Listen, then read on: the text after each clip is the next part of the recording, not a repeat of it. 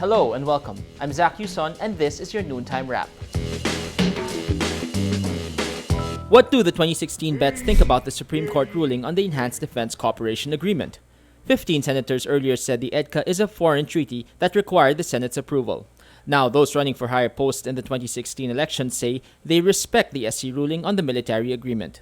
The EDCA is an executive agreement that allows the U.S. to build facilities on Philippine military bases. Presidential candidate Grace Poe says the court's decision will serve as a guide for all concerned, while her running mate Senator Cheese Escudero says he respects the decision. Vice presidential candidate Gringo Honasan says nobody can go higher than the Supreme Court, adding he cannot express an opinion that would impact the decision. Vice presidential candidate Bongbong Marcos says he accepts the ruling, but he stands by his position that EDCA should be ratified by the Senate. And Vice Presidential candidate Sonny Trillanes, who voted against the Senate resolution, says the High Court's decision validated his vote. Malacanang welcomes the High Court's affirmative decision, reiterating its position that EDCA is an executive agreement and not a treaty that requires Senate approval.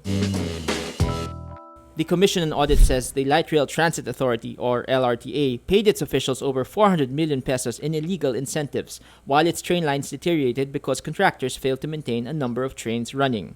COA says from 2007 to 2011, LRTA granted more than 400 million pesos worth of incentives without legal basis. This includes 12.6 million as cash awards and 10.6 million as corporate giveaways. LRTA also paid two contractors in full even after they failed to deliver. U.S. President Barack Obama delivers his last State of the Union address Tuesday night in the U.S. or Wednesday morning Manila time. Obama highlights his economic achievements. Let me start with the economy and a basic fact.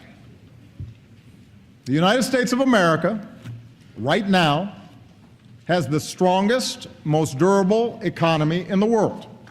He also reiterates steps to fight terrorism. If this Congress is serious about winning this war and wants to send a message to our troops and the world, authorize the use of military force against ISIL. Take a vote. He calls for building a better immigration system and protecting children from gun violence. And I will keep pushing for progress on the work that I believe still needs to be done. Fixing a broken immigration system.